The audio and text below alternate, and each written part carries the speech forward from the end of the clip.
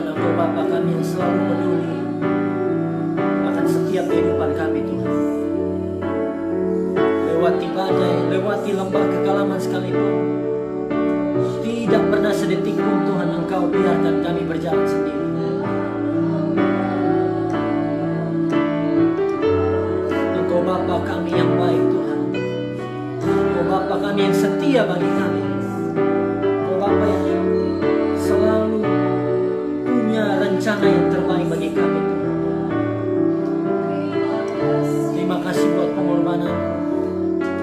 Terima kasih buat karya salib-Mu bagi setiap kami, Tuhan.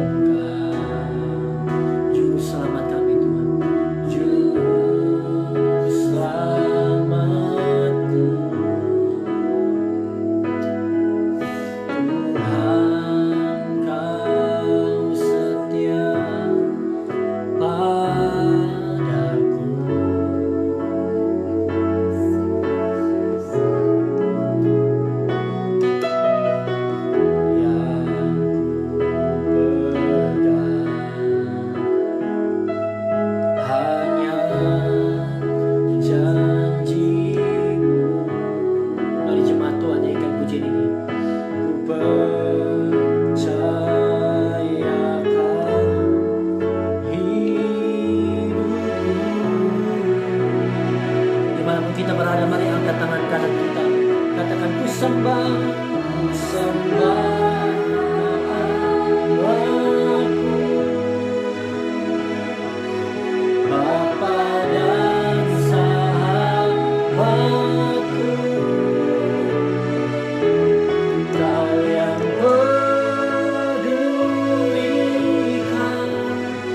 seluruh hidupku. Walau lewati lembah, walau lewati lembah, aku tak ditinggalkan.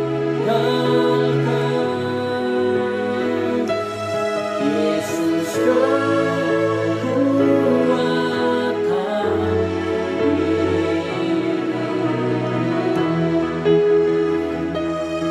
Ku sembah Kau Allahku, ku sembah Kau Allahku, Bapa dan sahabatku, Bapa dan sahabatku, Kau yang pedulikan seluruh hidupku.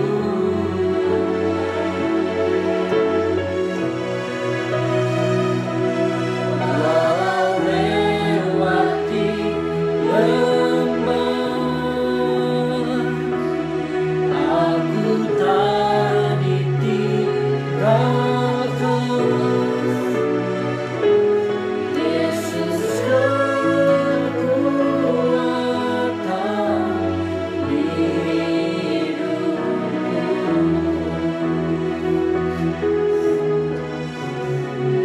Yesus kekuatan hidupku. Yesus kekuatan, Yesus kekuatan,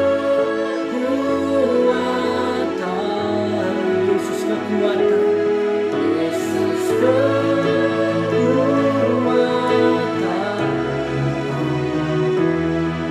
Yesus kekuatan hidupku.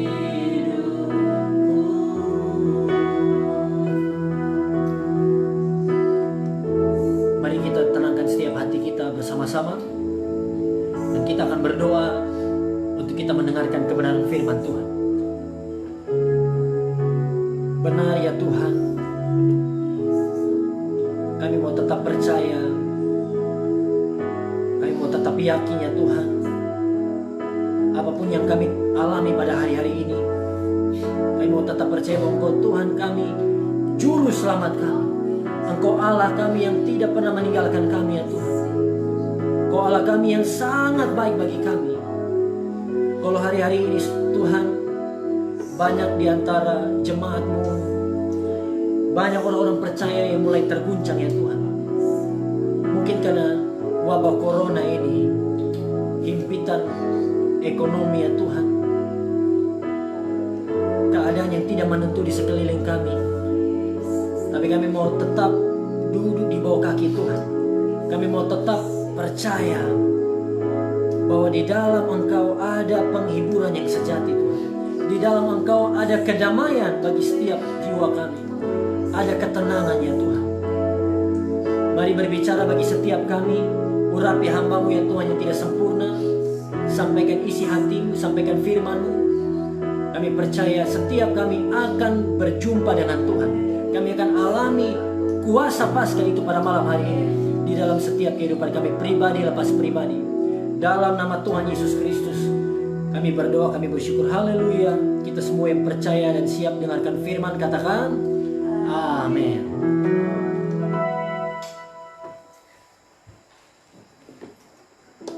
Baik, shalom. Selamat malam Bapak Mama, Bapak Saudara sekalian. Saya bersyukur bisa mendapat kesempatan lagi pada malam hari ini untuk live streaming dan mengajak Bapak Mama Saudara-saudari sekalian dimanapun kita berada untuk sama-sama kita mau berdoa, menyembah Tuhan, dan kita seperti biasa ingin mendengarkan kebenaran firman Tuhan.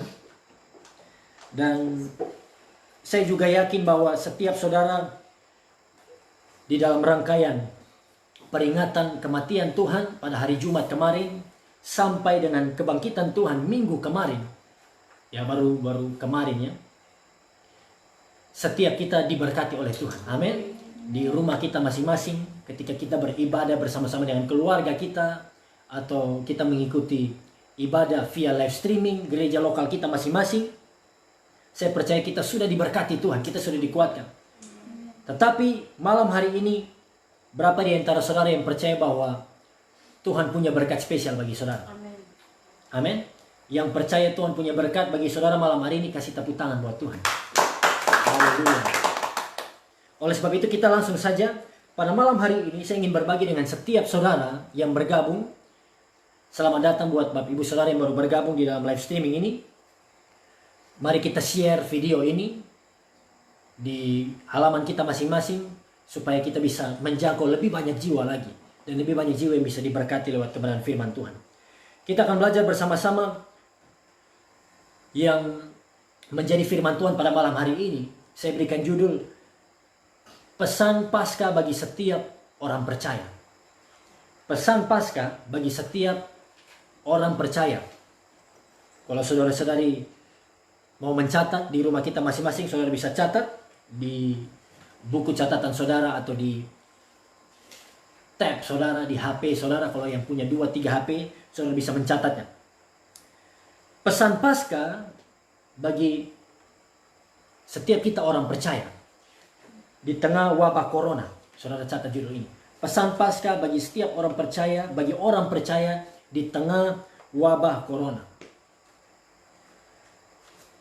Nah saudara, ketika saya membaca kebenaran firman Tuhan ini, kita akan membahas bersama-sama di dalam Yohanes pasal 20, Injil Yohanes 20, ayat 1 sampai ayatnya yang ke 18. Saya akan coba jelaskan ayat per ayat.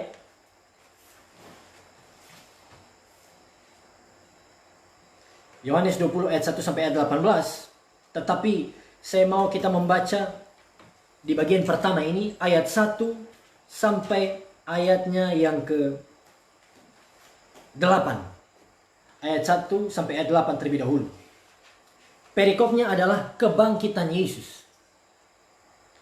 1, 2, 3. Pada hari pertama minggu itu, pagi-pagi benar, ketika hari masih gelap, pergilah Maria Magdalena ke kubur itu, dan ia melihat bahwa batu itu telah diambil dari kubur. Mari kita baca bersama-sama. Ia berlari-lari mendapatkan Simon Petrus dan murid yang lain yang dikasihi Yesus, dan berkata kepada mereka, Tuhan telah diambil orang dari kuburnya, dan kami tidak tahu di mana ia diletakkan. Maka berangkatlah Petrus dan murid yang lain itu ke kubur. Keduanya berlari bersama-sama, tetapi murid yang lain itu berlari lebih cepat daripada Petrus, sehingga lebih dahulu sampai ke kubur. Ia menjenguk ke dalam dan melihat kain-kapan terletak di tanah, akan tetapi ia tidak masuk ke dalam. Maka datanglah Simon Petrus juga menyusul dia dan masuk ke dalam kubur itu. Ia melihat kain-kapan terletak di tanah, sedang kain peluh yang tadinya ada di kepala Yesus tidak terletak dekat kain-kapan itu, tetapi agak di samping di tempat yang lain dan sudah tergulung. Maka masuklah juga murid yang lain yang lebih dahulu sampai di kubur itu, dan ia melihatnya dan percaya. Puji Tuhan.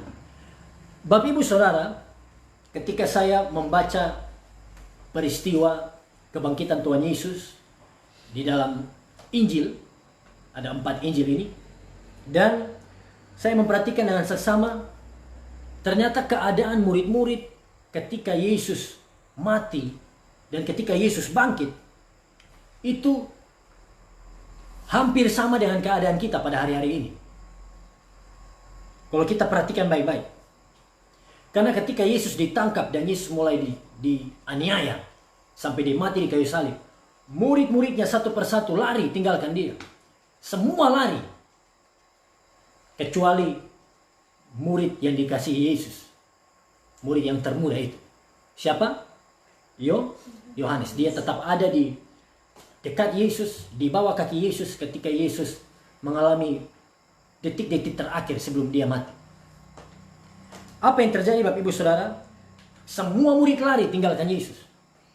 Mereka lari karena mereka ketakutan. Tuhan mereka, pemimpin mereka ditangkap oleh orang Romawi. Oleh rencana dari orang Farisi dan ahli-ahli Taurat. Mereka bersembunyi. Mereka ketakutan. Mereka kehilangan harapan ketika Yesus ditangkap. Dan akhirnya Yesus mati. Saudara, ketika Yesus, kita ingat peristiwa waktu Yesus menampakkan diri kepada dua murid dalam perjalanan ke Emmaus. Mereka berkata pada Yesus waktu mereka belum sadar bahwa ini adalah Yesus. Mereka katakan bahwa kami mengira bahwa dia adalah Mesias yang dijanjikan oleh Tuhan. Saudara, semua murid seakan-akan kehilangan harapan. Mereka tidak tahu apa yang terjadi dengan diri mereka. Karena Yesus sudah mati. Yesus sudah disalibkan.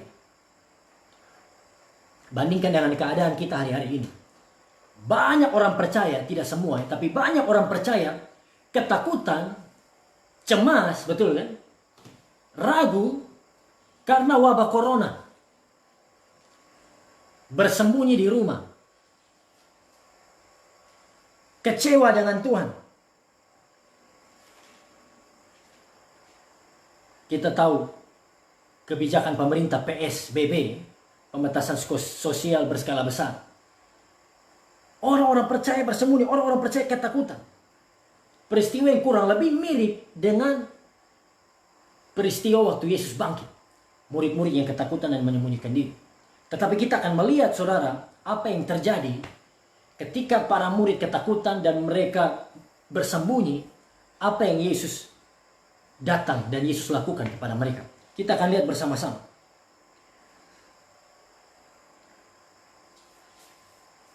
Saudara, seharusnya setiap murid-murid Yesus, mereka tidak perlu takut, mereka tidak perlu khawatir pada waktu itu. Mereka seharusnya tidak perlu bersembunyi, mereka tidak perlu cemas dengan keselamatan mereka. Karena apa, saudara? Kalau kita pelajari Injil dengan baik, kalau kita mengerti sejarah bagaimana Yesus ada di dunia dan Yesus memimpin murid-muridnya, Yesus berulang kali menyampaikan kepada para murid bahwa dia akan mati. Dan memakai perumpamaan seperti Yunus, 3 hari di dalam perut ikan. Yesus akan mati dan sesudah 3 hari Yesus akan bangkit. Dan Yesus mengatakan ini pada murid-muridnya berulang-ulang kali. Amin. Kalau saudara baca di dalam Injil. Artinya kalau seandainya murid-muridnya mengerti dan mereka tangkap perkataan Yesus, kalau mereka percaya perkataan Yesus, mereka simpan perkataan Yesus di dalam hati mereka, tentu mereka tidak perlu takut, mereka tidak perlu khawatir ketika Yesus mati. Karena mereka pegang janji Yesus, 3 hari sesudah dia mati, apa? Dia akan bangkit. Nah, saudara, inilah kehidupan kita hari-hari ini. Kalau kita lupa dengan janji Tuhan, kalau kita lupa dengan firman Tuhan, maka kita akan mudah terperangkap di dalam ketakutan. Ketakutan berlebihan, cemas berlebihan. Ditambah lagi ketika kita lihat berita-berita news di sosial media, di website-website berita, membuat iman kita semakin ciut. Padahal kita tahu janji Tuhan. Tuhan berjanji bahwa Dia tidak akan pernah meninggalkan kita. Amin. Tuhan berjanji bahwa Dia akan melindungi kita. Dia tempat perlindungan kita. Dia kubu pertahanan kita. Tapi para murid lupa bahwa Yesus sudah menubuatkan, Yesus sudah menyampaikan tentang peristiwa ini bahkan waktu Dia masih hidup. 3 hari anak manusia akan menderita dan Dia akan dibunuh dan Dia bangkit pada hari yang ketiga. Bapak Ibu Saudara, kita lihat Yohanes 20 ini. Mulai dari ayat pertama, saya akan coba jelaskan bagi setiap kita. Kira-kira apa yang bisa kita pelajari, apa yang kita dapatkan dari peristiwa kebangkitan Tuhan ini. Pada hari pertama minggu itu, pagi-pagi benar ketika hari masih gelap, pergilah Maria Magdalena ke kubur itu dan ia melihat bahwa batu telah diambil dari kubur. Saudara, dari semua murid Tuhan, perhatikan, murid yang paling pertama, walaupun Maria Magdalena ini bukan termasuk di dalam 12 murid Yesus, laki-laki semuanya, dia perempuan, tetapi salah satu pengikut Yesus yang pertama mendapat kabar, ya kan, yang melihat Yesus bangkit, siapa? Maria Magdalena. Maria Magdalena orang pertama yang saudara datang ke kubur Yesus, dan dia melihat mayat Yesus tidak ada lagi. Siapa Maria Magdalena? Maria Magdalena dulunya adalah perempuan yang dirasuki 7 roh jahat, perempuan yang berdosa, sama seperti saya dan saudara. Tapi apa yang terjadi? Ketika dia bertemu dengan Yesus, Yesus ampuni dia. Yesus terima dia apa adanya. Yesus bebaskan dia dari 7 roh jahat. Dan saudara, dia begitu mengasihi Yesus. Ini alasan Maria sangat mengasihi Yesus. Ketika Yesus ampuni dosa-dosanya yang besar, Yesus terima dia apa adanya. Dia akhirnya menjadi orang yang sangat mengasihi Yesus. Bahkan ketika Yesus mati, dia perempuan pertama yang datang ke kubur Yesus. Menunjukkan betapa kasihnya kepada Tuhan Yesus. Amin. Saudara, kadang-kadang kita berpikir, kalau kita lihat ada seseorang yang begitu mengasihi Tuhan, ada seseorang yang begitu menjaga hidupnya, hidup kudus, begitu berrohani, begitu setia dengan Tuhan, hidup benar, menjadi teladan, apa yang muncul di pikiran kita? Oh, ini orang ini, dia orang yang disiplin. Ya kan? Oh, ini orang ini, dia orang yang jaga hidupnya. Dia orang yang mau hidup benar. Memang betul saudara, itu dampaknya, itu hasilnya. Tetapi alasan yang paling mendasar kenapa orang-orang yang ada, yang kalau kita lihat hidup kudus, hidup benar, mengasihi Tuhan, sebenarnya alasan yang paling mendasar adalah karena orang-orang seperti ini tahu bahwa dosa mereka yang besar sudah Tuhan ampuni. Amin. Yesus katakan, siapa yang diampuni lebih banyak, saudara ingat ayat itu kan, dia akan mengasihi lebih banyak. Kalau kita sadar Bapak Ibu Saudara, dosa kita yang besar, pelanggaran kita yang besar di masa lalu, Tuhan sudah ampuni, Tuhan tebus, Tuhan saudara hapus semua dengan darahnya, tentu itu akan membuat hati kita lebih mengasihi Tuhan. Amin. Itu akan membuat kita lebih cinta Tuhan. Kita mau lebih lagi mau mendekat pada Tuhan. Maria Magdalena jadi perempuan pertama yang datang ke kubur Yesus. Di saat semuanya pagi itu tidak ada yang berani datang. Dan alasan Maria Magdalena datang pun saudara, bukan karena dia tahu Yesus bangkit. No. Dia datang, Injil mencatat, karena dia ingin apa? Dia membawa rempah-rempah. Dan dia ingin melihat mayat Yesus. Saudara, luar biasa. Walaupun dia tidak ingat perkataan Yesus bahwa dia akan bangkit hari yang ketiga, tetapi Maria Magdalena punya hati inisiatif untuk datang ke kubur Yesus terlebih dahulu. Dan apa yang terjadi saudara? Firman Tuhan mencatat, dia melihat batu telah diambil dari kubur. Ayat 2 kita baca bersama-sama, atau saya bacakan, Bapak Ibu perhatikan. Ia berlari-lari mendapatkan Simon Petrus dan murid yang lain yang dikasihi Yesus, dan berkata pada mereka, Tuhan telah diambil orang dari kuburnya, dan kami tidak tahu di mana ia diletakkan. Ayat 3, maka berangkatlah Petrus dan murid yang lain itu ke kubur. Luar biasa saudara, masih tentang Maria Magdalena. Kita lihat peristiwa, dia datang ke kubur Yesus, tidak ada mayat, dia berlari kembali. Dia bukan laki-laki saudara, perempuan. Tapi karena kasihnya yang besar pada Tuhan, dia pergi, baru sampai dia langsung kembali lagi dengan berlari. Amin. Saudara berpikir atau tidak, capek atau tidak di Maria?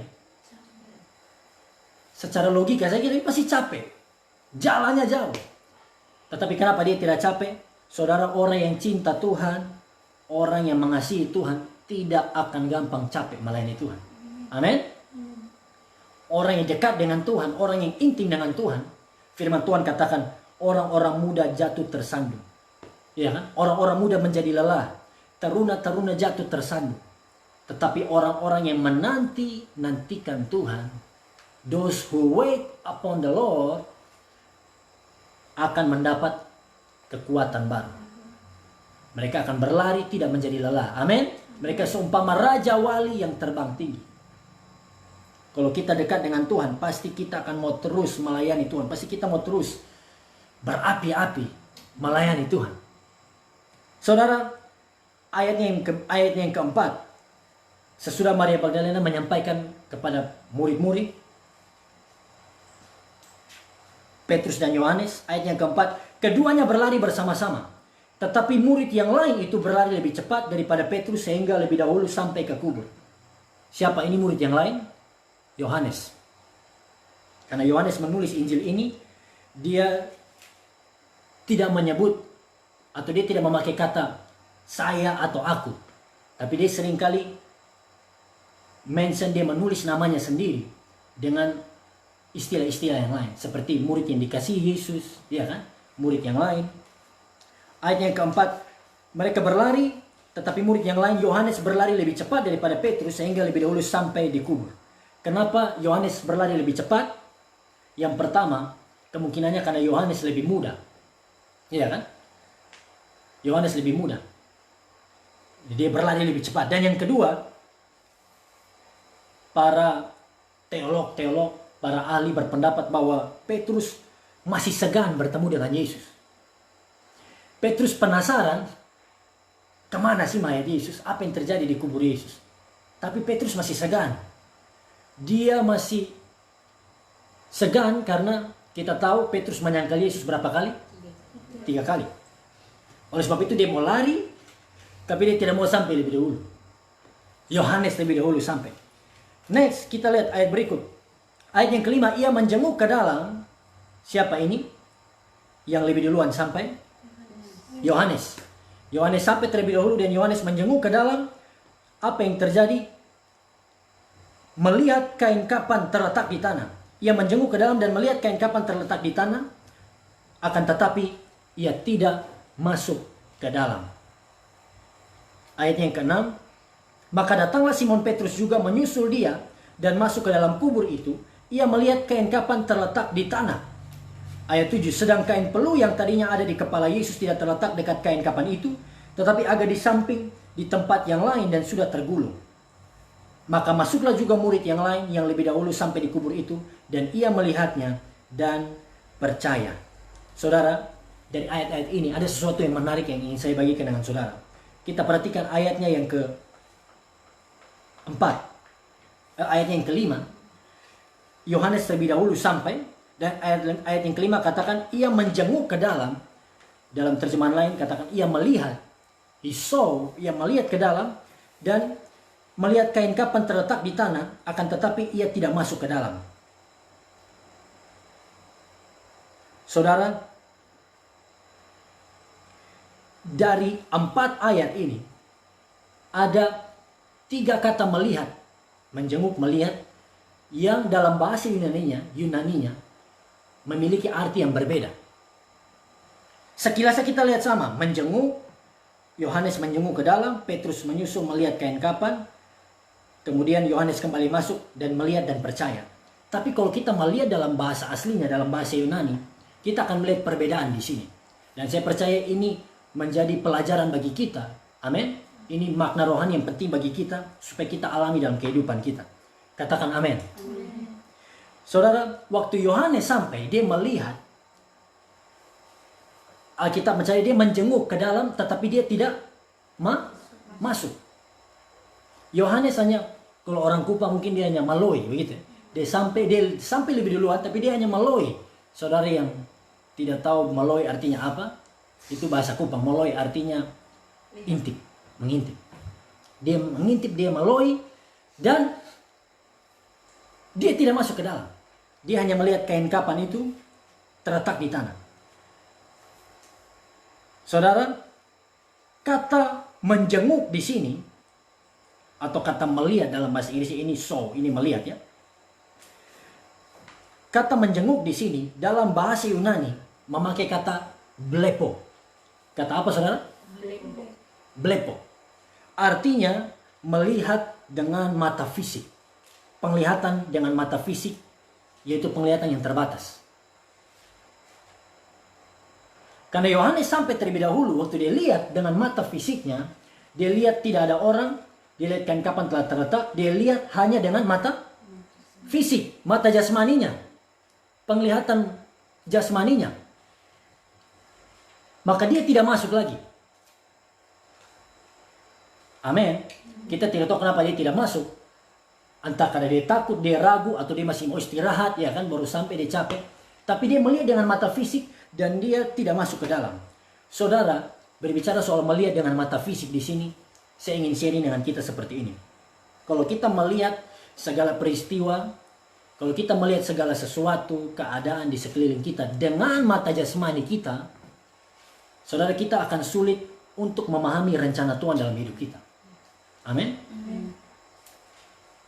Kalau kita lihat dengan mata fisik, mata jasmani kita, ibadah tidak bisa di gedung gereja. Artinya iman kita tidak bisa bertumbuh lagi.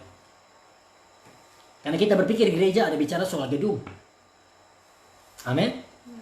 Kalau kita lihat dengan mata fisik kita, krisis ekonomi terjadi, pekerjaan kantor diliburkan, saya tidak ada gaji, tidak ada pendapatan, masa depan saya terancam.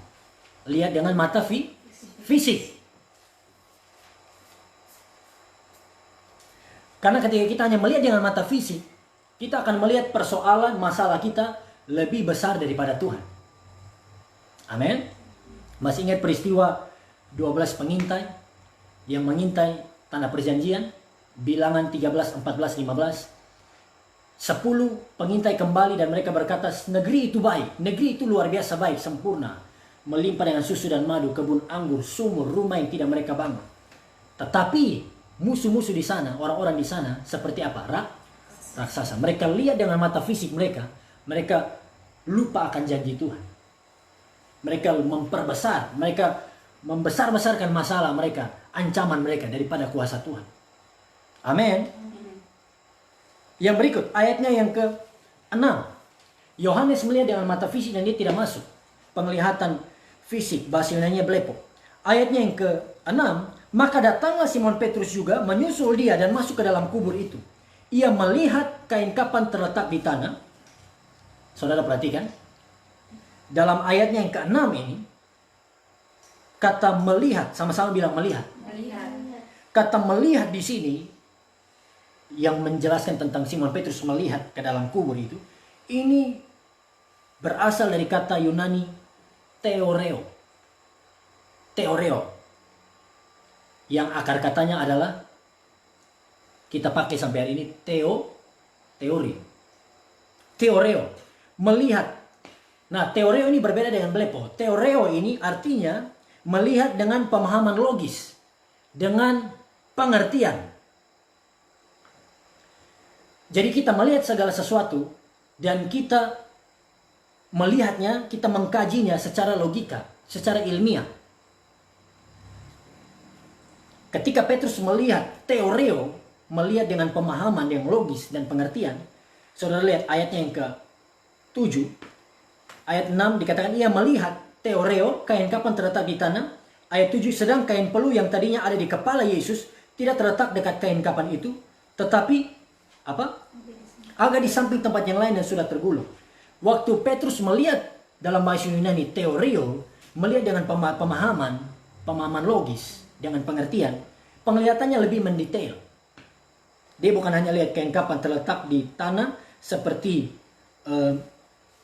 Yohanes, tapi dia melihat kain kapan ada di tanah, terus ada kain peluh yang tadinya ada dekat kepala Yesus, tidak lagi terletak dekat kain kapan itu, tapi sedikit di samping. Dia lebih mendetail. Ini kata melihat yang kedua, saudara. Theoreo. Melihat dengan mendetail dan dengan pertimbangan logika. Atau pertimbangan ilmiah juga. Saudara, ini contohnya adalah bagaimana kita melihat sebuah peristiwa dan kita menganalisanya sesuai dengan kajian ilmiah. Amin. Sesuai dengan apa kata ilmu pengetahuan. Apa kata logikanya. Kalau secara logisnya manusia berpikir seperti apa. Saya kasih contoh. waktu 5.000 orang lebih mengikut Yesus. Matius 14 catat ketika hari sudah mulai malam, mereka belum makan. Dan murid-murid bilang pada Yesus, "Guru," nah inilah melihat secara logika, melihat teorio. Mereka berkata, "Guru, kita suruh mereka pergi, ya kan, ke desa-desa lain supaya mereka bisa beli makanan. Mereka bisa makan." Itu tindakan logisnya seperti itu. Tapi Yesus tidak melihat secara teorio. Yesus mau melihat peristiwa itu. Nanti saya akan jelaskan. Yesus ubah apa? 5 roti 2 ikan cukup untuk 5.000 orang. Alkitab catat itu laki-laki, kemungkinan lebih dari itu. Bisa sampai 15.000. Toh begitu, kelebihan berapa bakul? 12 bakul. Saya percaya kalau ada teman-teman Facebook saya, kalau ada orang NTT di situ, soalnya ada sisa 12 bakul licin semua. Haleluya. Saudara, perhatikan, ini melihat dengan teori, melihat dengan pemahaman. Nah, ayatnya yang ke-8, sesudah Petrus melihat, kata Yunani yang kedua teori, ayatnya yang ke-8, maka masuklah juga murid yang lain, yang lebih dahulu sampai di kubur itu. Siapa ini? Yohanes. Jadi pertama dia sampai, dia tidak masuk, dia hanya melihat secara fisik, dengan mata fisik. Dia keluar, kemudian Petrus lihat, Petrus masuk. Sesudah Petrus, Yohanes masuk, dan Yohanes ayat yang 8 catat, ia melihat, dan ia melihatnya dan percaya. Saudara perhatikan, ia melihatnya dan percaya. Kata melihat di sini memakai bahasa Yunani eido, bukan blepo, bukan teoreo, tetapi eido. Artinya apa? Melihat dengan pewahyuan. Seeing with revelation. Melihat dengan intuitif. Melihat dengan kata lain, simpelnya adalah melihat dengan mata rohani. Amin. Waktu dia melihat dengan pewahyuan, melihat dengan mata rohani, dia percaya. Dia percaya apa yang Yesus katakan. Saya percaya itu. Dia ingat semua yang Yesus katakan. Dia percaya bahwa Yesus tidak ada lagi di situ, karena Yesus sudah apa? Bangkit. Kasih tepuk tangan dulu buat Tuhan kita Yesus Kristus. Apa artinya bagi kita? Apa maksudnya bagi kita? Saya kasih contoh secara sederhana, saudara. Melihat dengan mata rohani itu seperti Yosua dan Kaleb. Waktu 10 pengintai lihat musuh-musuh seperti raksasa, Yosua dan Kaleb melihat orang-orang itu dan mereka katakan, kita semua bisa mengalahkan mereka. Amin. Mereka katakan, Tuhan kita yang sudah bawa kita sampai hari ini, Tuhan akan berikan mereka ke dalam tangan kita. Kita akan masuk ke dalam tanah perjanjian. Inilah melihat dengan mata rohani. Amin. Melihat dengan intuitif. Waktu semua bangsa Israel lihat Goliat, 1 Samuel 17. Semua ketakutan. Saul ketakutan. Tapi waktu Daud lihat Goliat, Daud katakan apa? 1 Samuel 17. Daud bilang, engkau datang. Ya kan? Engkau datang padaku dengan tombak, dengan perisai. Tapi aku datang dengan nama Tuhan, Yahweh, Allah semesta alam. Daud melihat Goliat yang orang-orang lihat besar, bandingkan dengan Tuhan, Tuhan lebih besar dari Goliat. Amin. Inilah kita melihat dengan mata rohani. Kita lihat masalah problem di sekeliling kita, bukan hanya secara fisik, secara jasmani, kita kurang, kita tidak mampu, kita kehilangan sukacita. Tapi kalau kita lihat dengan mata rohani, lihat dengan pewahyuan, saudara, firman Tuhan katakan, orang percaya hidup karena melihat, bukan karena percaya. Kasih tepuk tangan dulu. Saudara, orang percaya hidup, orang benar hidup karena percaya, bukan karena melihat. Terbalik ya. Orang benar akan hidup karena percaya, bukan karena melihat. Kita hidup karena kita percaya bahwa janji Tuhan itu akan digenapi dalam kehidupan kita. Di tengah-tengah krisis ekonomi, di tengah-tengah guncangan, kita tidak lihat keadaan sekeliling kita. Bukan berarti betul-betul kita tidak lihat berita, kita lihat informasi. Tapi artinya adalah kita lebih lihat bahwa Tuhan yang kita sembah lebih besar dari setiap persoalan kita. Ini yang terjadi Bapak Ibu Saudara. Lalu kita baca ayat berikutnya. Ayatnya yang ke-9 sampai ayat yang ke-11. Sebab selama itu, sama-sama baca, mereka belum mengerti isi kitab suci yang mengatakan bahwa ia harus bangkit dari antara orang mati. Lalu pulanglah kedua murid itu ke rumah. Kita lanjut baca ayat 11. Tetapi Maria berdiri dekat kubur itu dan menangis. Sambil menangis ia menjenguk ke dalam kubur itu. Waktu saya baca ayat ini saya merenungkan. Petrus dan Yohanes pulang. Tapi Maria Magdalena tetap tinggal di kubur itu. Saudara, luar biasa. Dia bukan hanya sekedar tinggal, dia tinggal dan menangis.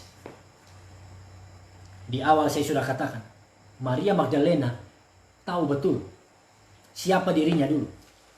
Dirasuki 7 roh jahat, hidup tidak benar, hidup dalam dosa. Yesus ampuni dia, Yesus pulihkan dia. Dia jadi pengikut Yesus. Ketika dia datang ke kubur itu, saudara, semua pulang, dia tetap tinggal dan dia tetap menangis. Amin. Walaupun alasan dia datang itu salah. Karena dia lupa bahwa Yesus akan bangkit. Tetapi saudara, apa artinya ini? Tadi saya sudah jelaskan. Kalau kita mengasihi Tuhan, amin. Kalau kita dekat intim dengan Tuhan, pasti kita mau spend time lebih dengan Tuhan. Amin. Kita berikan waktu lebih, berdoa, baca Alkitab. Kita tidak mau cepat-cepat tinggalkan hadirat Tuhan. Kita tidak mau cepat-cepat beraktivitas tanpa mencari wajah Tuhan. Ayatnya yang berikut. Dan tampaklah olehnya, sama-sama baca, 2 orang malaikat berpakaian putih. Yang seorang duduk di sebelah kepala dan yang lain di sebelah kaki di tempat mayat Yesus terbaring. Kata malaikat-malaikat itu kepadanya, "Ibu, mengapa engkau menangis?" Jawab Maria kepada mereka, "Tuhanku telah diambil orang dan aku tidak tahu di mana ia diletakkan." Nah ini lihat, Maria tidak mengerti di mana Yesus. Dia berpikir bahwa Yesus mayatnya sudah dicuri orang lain. Sesudah berkata demikian, ia menoleh ke belakang dan melihat Yesus berdiri di situ. Tetapi ia tidak tahu bahwa itu adalah Yesus. Luar biasa.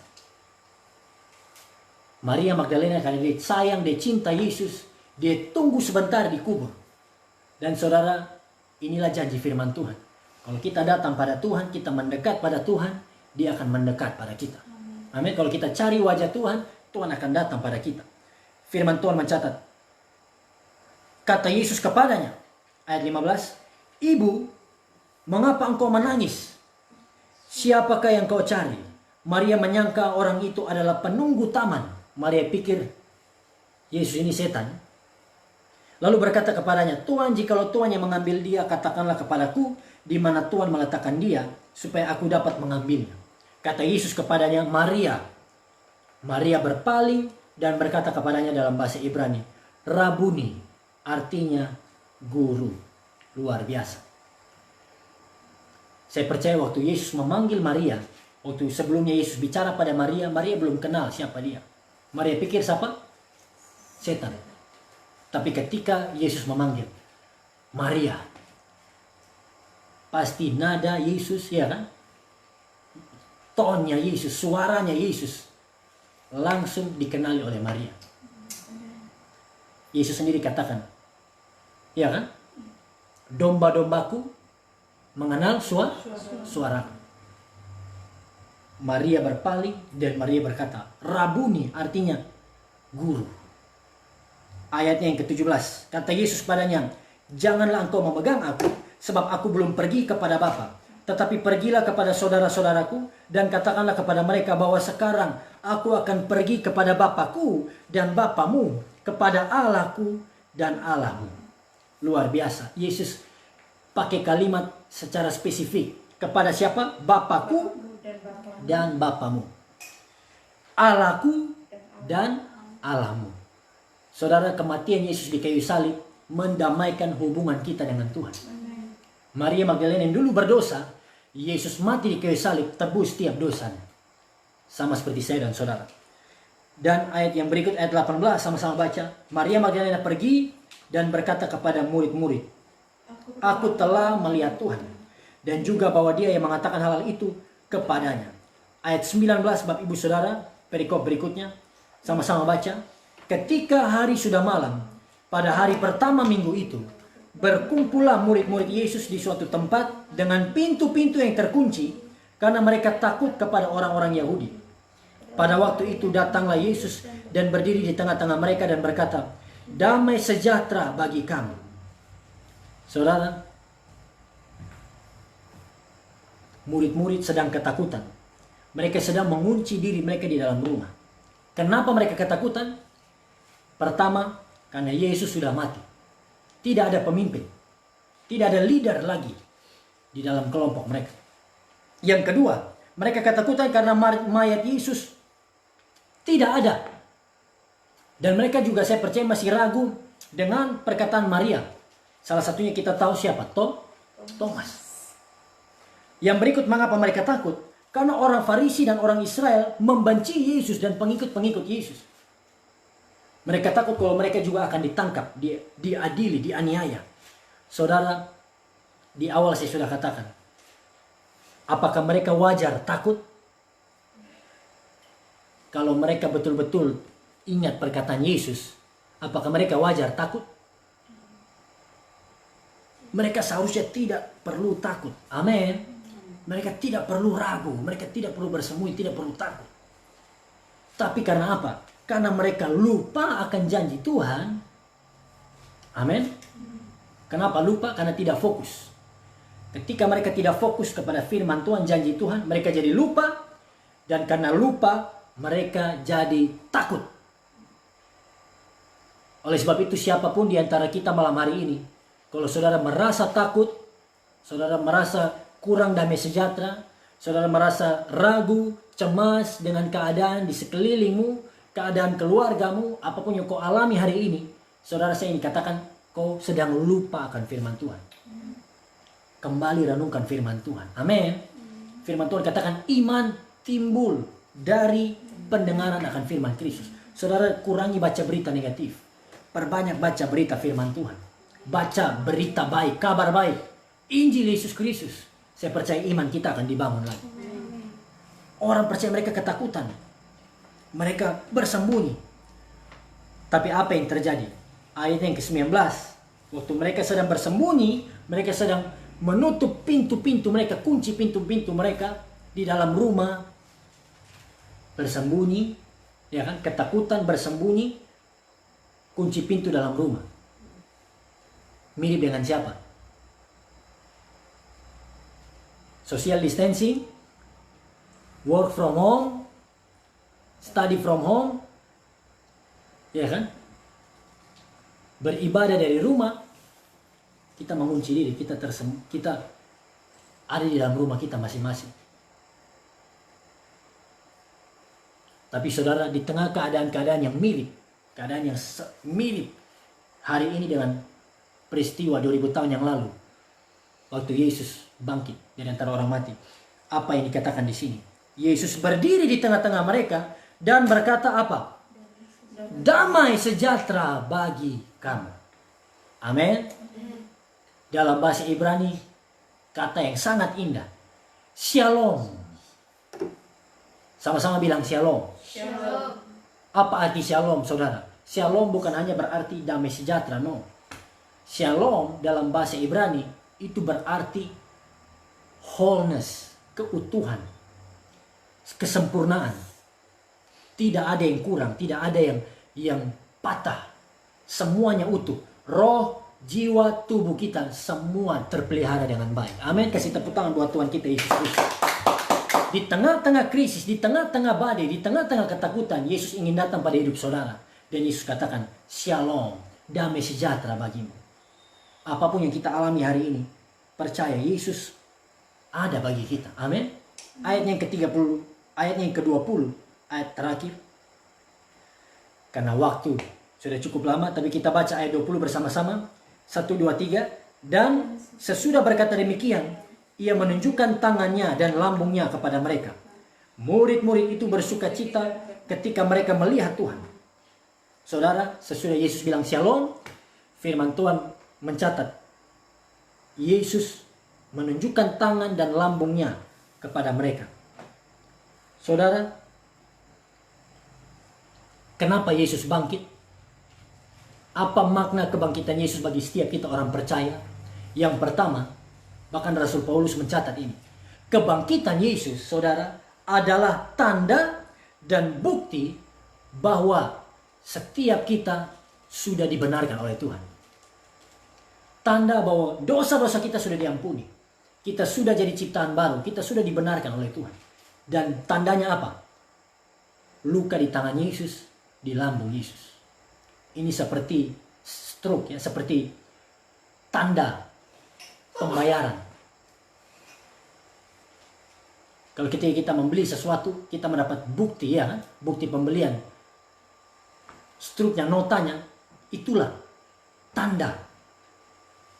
Dalam bahasa Inggris, receipt, itulah tanda bahwa dosa-dosa saya dan saudara sudah dihapuskan. Kasih tepuk tangan dulu buat Tuhan kita Yesus Kristus. Kebangkitan Yesus adalah tanda bahwa dia adalah anak Allah, dia sudah mengalahkan maut.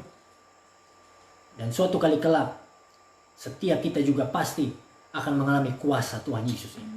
Amin. Sekali lagi saudara, kebangkitan Yesus ingin memulihkan kita dari ketakutan, ingin memberikan kita damai sejahtera. Kebangkitan Yesus memberikan pada kita kepastian bahwa dosa-dosa kita sudah diampuni. Jangan lagi benci diri kita. Jangan lagi merasa terhukum. Terima pengampunan Tuhan. Terima kasih karunia Tuhan. Terima damai sejahtera Tuhan di tengah-tengah wabah corona ini. Tuhan Yesus memberkati setiap kita. Haleluya. Baik, saudara. Di akhir dari live streaming ini, sebelum kita berdoa, mungkin ada di antara Bapak Mama saudara yang ingin bertanya. Saya berikan kesempatan kepada saudara untuk komentar di postingan ini. Pertanyaan saudara yang dari rumah,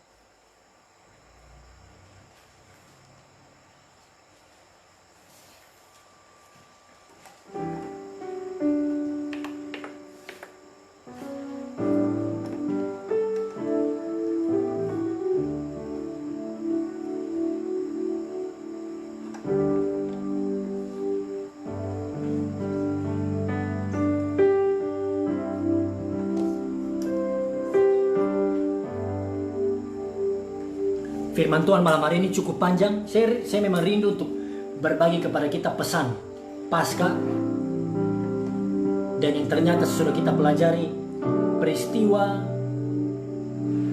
bagaimana murid-murid yang ketakutan, murid-murid yang bersembunyi. Itu tidak jauh berbeda dengan peristiwa kita, keadaan kita pada hari-hari ini.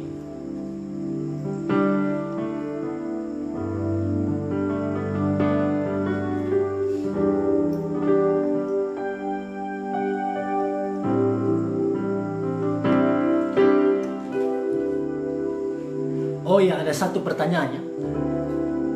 Malam hari ini, oleh karena waktu mungkin saya batasi, saya akan menjawab satu pertanyaan dari saudara-saudara yang menonton, mengikuti live streaming ini. Pertanyaannya adalah, saya mau bertanya, apa boleh nazar bisa dibatalkan? Terima kasih. Saudara, saya ingin menjawab seperti ini. Kalau kita ingin bernazar, kalau kita mau bernazar sesuatu, pikirkan terlebih dahulu.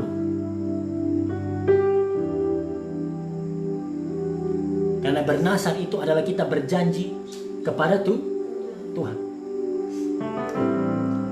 Jangan mudah bernazar. Ada ayat firman Tuhan, saya lupa tepatnya itu di mana.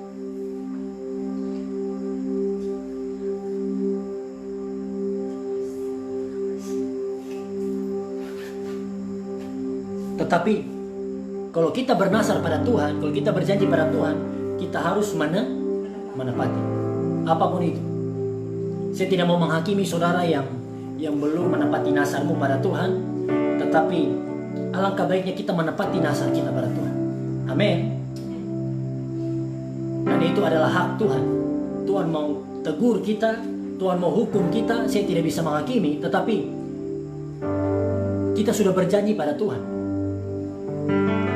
Oleh sebab itu kita harus menepati janji. Begitu banyak peristiwa di Alkitab, saudara, orang-orang yang bernasar pada Tuhan, mereka menepatinya. Contohnya, orang tua Simpson, ya, bernasar bahwa kalau Simpson lahir, dia akan menjadi Nazir Allah. Samuel, mamanya Samuel, Hana, bernasar kalau dia dapat anaknya dia akan berikan kepada Tuhan.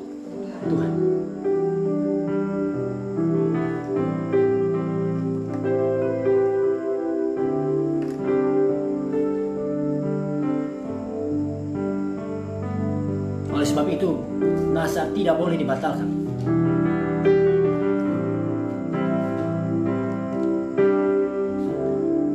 Mari Bapak Mama Saudara, kita tutup mata kita bersama-sama. Kita akan berdoa untuk mengakhiri persekutuan kita pada malam hari ini. Mari kita renungkan apa yang dialami oleh Maria Magdalena, seorang perempuan yang dulunya berdosa. Tapi ketika dia alami pengampunan Tuhan, ketika dia alami kasih karunia Tuhan, dia jadi perempuan, bahkan dia jadi pengikut Tuhan yang pertama, murid Tuhan yang pertama yang datang ke kubur Tuhan karena cintanya pada Tuhan dan sayangnya pada Tuhan. Saya pernah dengar seorang hamba Tuhan berkhotbah dan berkata bahwa Maria Magdalena ini begitu spesial karena dia datang mencari Yesus ketika Yesus secara fisik tidak bisa berbuat apa-apa kepadanya. Amin. Saudara, waktu Yesus hidup 3,5 tahun, orang-orang banyak ikuti dia, mencari dia. Karena apa? Mereka mau terima mujizat. Mereka mau terima pertolongan Tuhan. Mereka ikut Tuhan selama Tuhan hidup. Nah, ketika Yesus sudah mati, Yesus sudah dikubur, Yesus tidak bisa buat apa-apa pada mereka. Tapi Maria datang cari Tuhan karena dia bukan mencari pertolongan Tuhan. Dia sekadar mau datang karena dia mau meminyaki, dia mau memberikan rempah-rempah pada mayat Yesus. Saudara, pada hari-hari ini mungkin pertolongan Tuhan tidak terjadi dalam hidup kita. Kita belum melihat hal baik Tuhan lakukan dalam hidup kita. Seakan-akan Tuhan diam. Seakan-akan saudara, tanda kutip ya, Tuhan seperti mati. Tuhan izinkan kita alami masalah demi masalah. Tuhan izinkan kita ketakutan, ragu, khawatir. Tapi dengar baik-baik, jadilah seperti Maria Magdalena. Mari tetap mendekat pada Tuhan, tetap cari wajah Tuhan, tetap berdoa pada Tuhan, tetap bersyukur. Bahkan ketika sepertinya Tuhan tidak menjawab doa kita,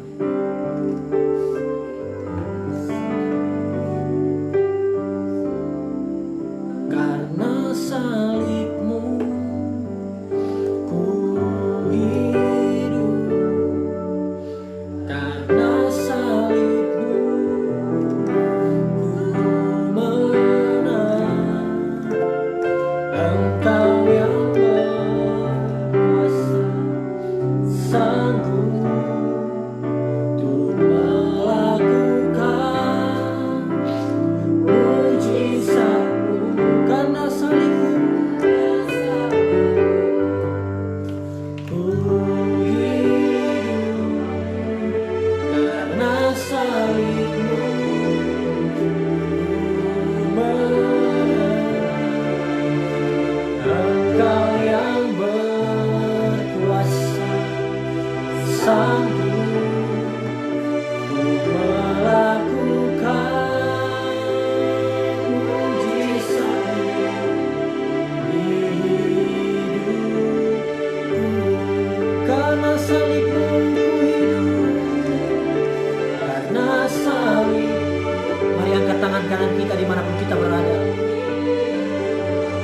naikkan syukur pada Tuhan. Menang, Engkau yang berkuasa, sanggup melakukan mujizat karena salibmu. Karena salibmu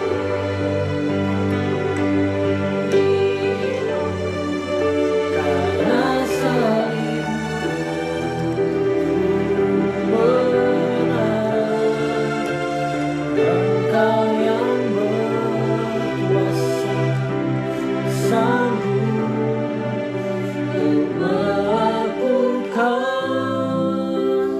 mujizat-Mu di hidupku. Mari kita bersatu hati bersama-sama. Kita berdoa buat firman Tuhan yang kita sudah dengarkan. Kita juga berdoa buat wabah ini supaya cepat dilalukan Tuhan. Tuhan menolong setiap korban-korban corona. Haleluya, haleluya.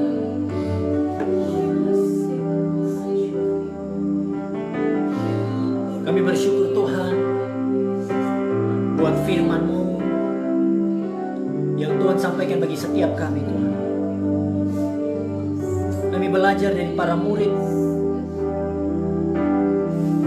Seharusnya mereka tidak perlu takut, mereka tidak perlu khawatir, karena Tuhan sudah terlebih dahulu berfirman, berkata pada mereka bahwa engkau akan mati, engkau akan bangkit pada hari yang ketiga.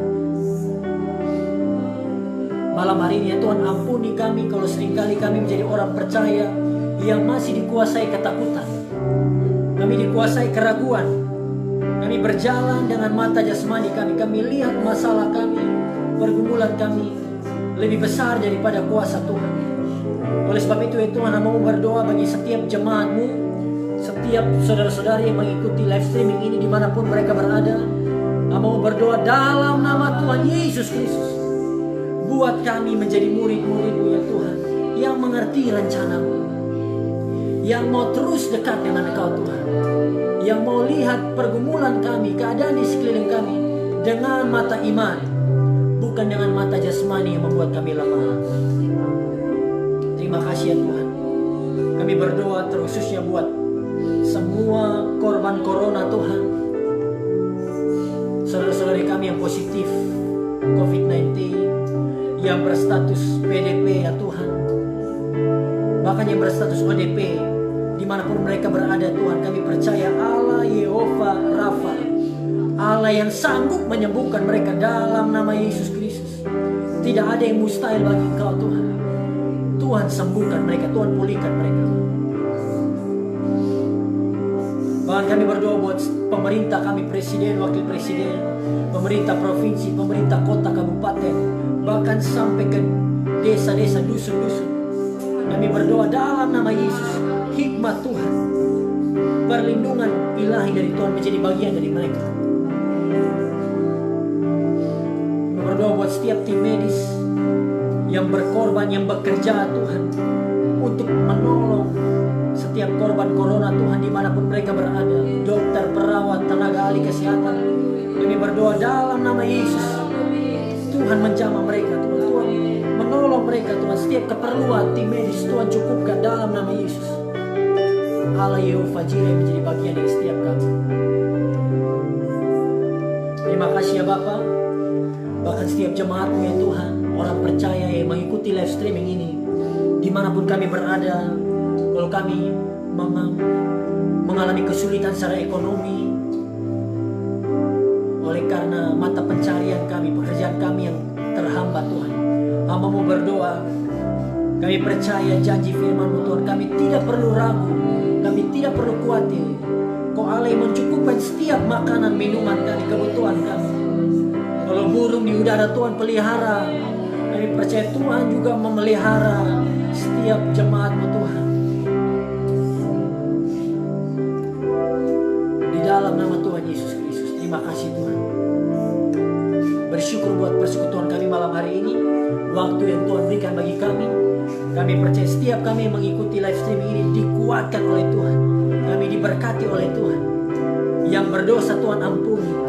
Yang sakit Tuhan sembuhkan dalam nama Yesus. Yang jatuh Tuhan angkat. Pulihkan kami. Kami akhiri persekutuan kami, doa kami pada malam hari dengan ucapan syukur. Setiap kami diberkati oleh Tuhan dalam nama Tuhan Yesus Kristus. Haleluya. Setiap kita yang berada di rumah, dimanapun kita berada, katakan amin. Baik, puji Tuhan. Terima kasih Bapak Mama Saudara yang sudah bergabung mengikuti live streaming dari awal sampai saat ini bisa berakhir dengan baik. Saya berdoa Tuhan terus berikan kekuatan, kesehatan bagi setiap saudara, perlindungan spesial dimanapun kita berada, karena Tuhan Allah kita Tuhan yang baik, Tuhan yang tidak pernah meninggalkan kita. Selamat malam, sampai ketemu besok malam, Selasa malam kita akan kembali lagi di live streaming doa malam. Saya akan sharing renungan firman Tuhan bagi Bapak Ibu Saudara jam 7 malam besok hari Selasa, live streaming di page Facebook. Puji Tuhan, selamat malam, selamat beristirahat. Tuhan Yesus memberkati setiap kita. Shalom.